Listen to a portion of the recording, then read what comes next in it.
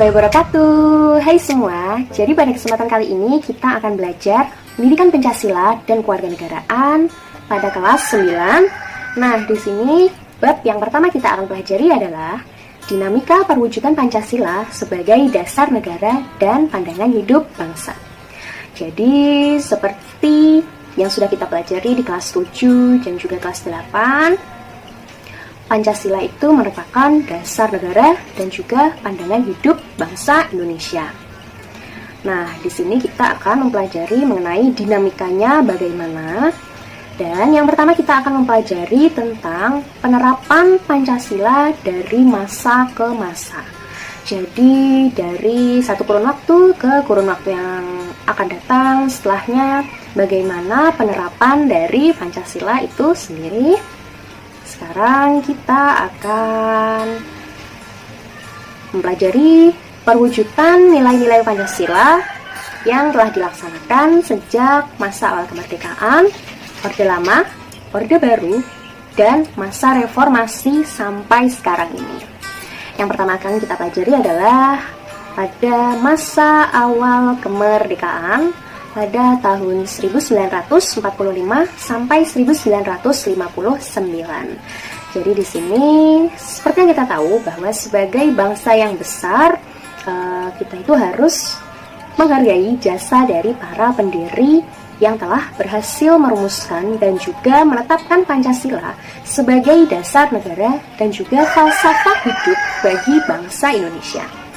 Nah, pada periode ini, penerapan dari Pancasila itu menghadapi berbagai masalah dan juga ada upaya-upaya untuk mengganti Pancasila sebagai dasar negara dan juga terdapat penyimpangan terhadap nilai-nilai Pancasila. Jadi, upaya-upaya untuk mengganti Pancasila sebagai dasar negara itu apa saja?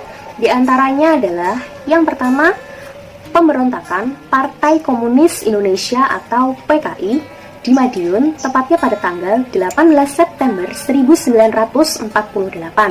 Jadi pemberontakan ini dipimpin oleh Musso dan tujuan utamanya adalah mendirikan negara Soviet Indonesia yang berideologi komunis. Jadi dengan kata lain, pemberontakan ini mengganti Pancasila dengan paham komunis. Tetapi pada akhirnya pemberontakan ini dapat digagalkan. Jadi di sini bisa kalian lihat, ini adalah gerombolan DITII yang menyerahkan diri pada TNI. Nah, apa itu DITII? Sekarang kita berlanjut kepada poin B, yaitu pemberontakan Darul Islam atau Tentara Islam Indonesia DITII yang dipimpin oleh Sekar Maji Marijan Kartosuwiryo. Jadi pemberontakan ini ditandai dengan didirikannya negara Islam Indonesia atau NII oleh si Kartosuwiryo ini pada tanggal 7 Agustus tahun 1949. Nah, tujuan utamanya didirikannya NII itu untuk mengganti Pancasila sebagai dasar negara Indonesia digantikan dengan syariat Islam. Tetapi pada akhirnya gerakan ini juga akhirnya bertentangan dengan ajaran Islam yang sebenarnya. Jadi bisa dibilang ini sesat seperti itu ya. Jadi mereka melakukan perusakan dan juga pembakaran rumah-rumah penduduk, pembongkaran jalan-jalan kereta api, dan juga mereka melakukan perampasan kepada harta benda milik penduduk dan juga melakukan penganiayaan. Nah, upaya penumpasan dari pemberontakan ini memakan waktu yang cukup lama ternyata, tapi pada akhirnya mereka juga bisa diselesaikan. Jadi pada tanggal 4 Juni 1962 adalah upaya pemberontakan dari Republik Maluku Selatan atau RMS. Jadi ini adalah gerakan separatisme yang dipimpin oleh Christian Robert Stephen Soumokil yang bertujuan untuk membentuk negara sendiri.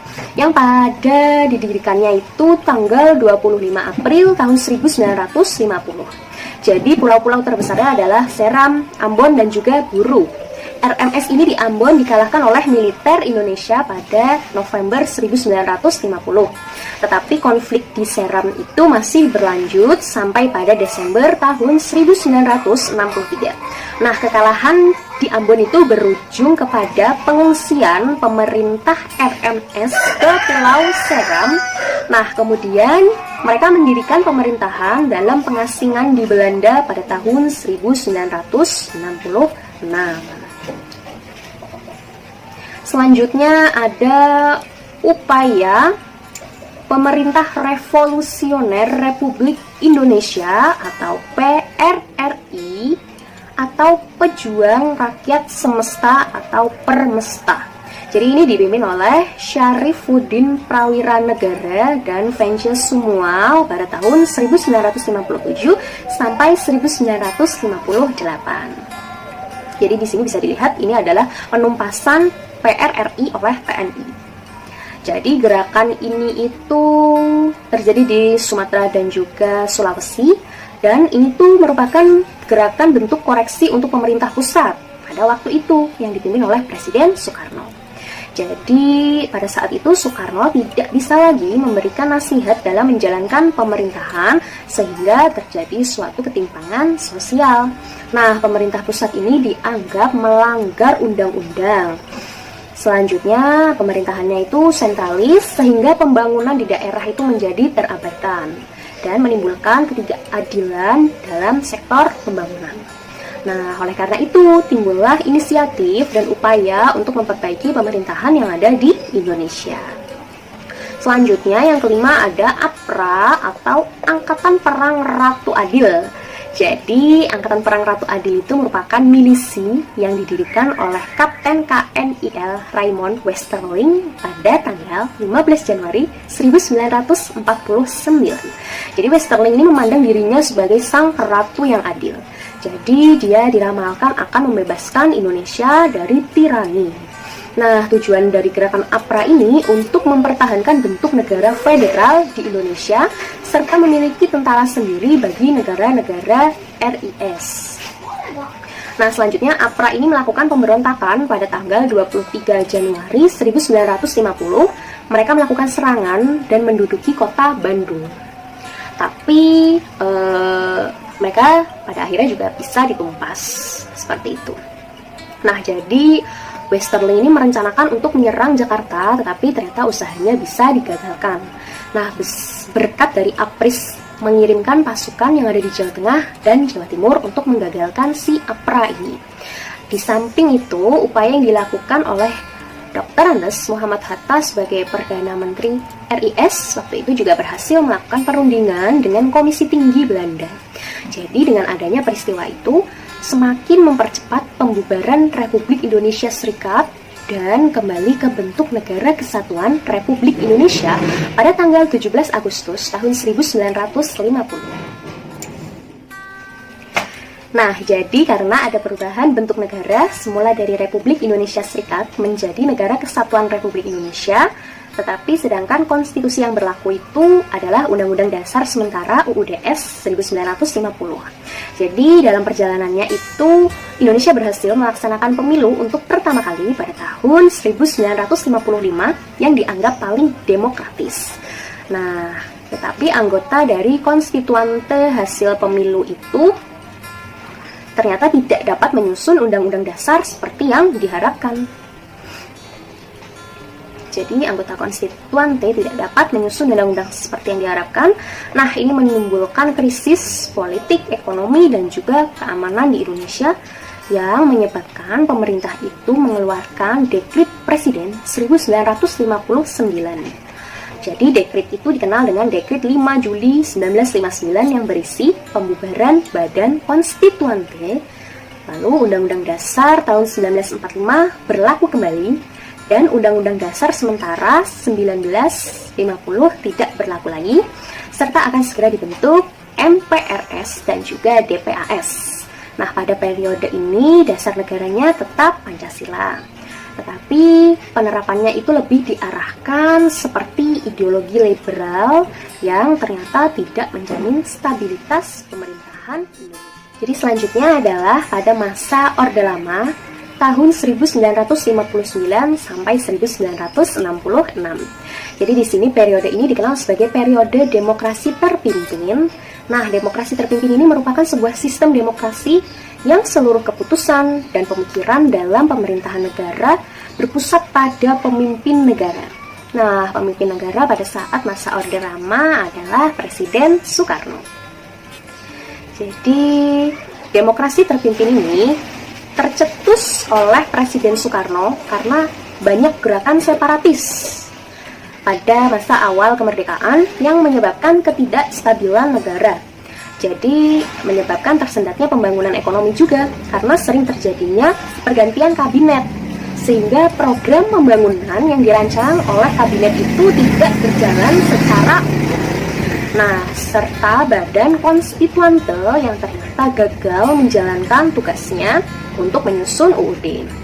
Jadi pada saat itu Presiden Soekarno mengeluarkan dekret presiden pada tanggal 5 Juli 1959. Jadi walaupun konstitusi negara sudah kembali pada UUD tahun 1945, pelaksanaannya itu masih terdapat penyimpangan ternyata terhadap UUD 1945. Nah, penyimpangannya apa saja bisa dilihat, jadi ada 3 ini. Di antaranya, yang pertama adalah Presiden Soekarno ditetapkan sebagai presiden seumur hidup berdasarkan TAP MPRS nomor 20/1963 yang menyebabkan kekuasaan presiden itu semakin besar dan tidak terbatas. Selanjutnya yang kedua, presiden mengeluarkan penetapan presiden nomor 3/1960 tanggal 5 Maret 1960 yang membubarkan DPR hasil pemilu pada tahun 1955.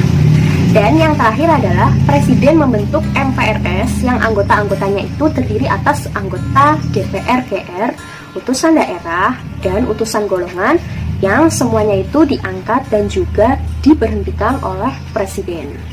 Jadi pada periode ini Orde Lama terjadi pemberontakan PKI pada tanggal 30 September 1965 yang dipimpin oleh DM Aidit. Jadi tujuan dari pemberontakan ini itu menjadikan negara Indonesia sebagai negara komunis yang berkiblat kepada negara Uni Soviet. Mengganti dasar negara berupa Pancasila menjadi paham komunis.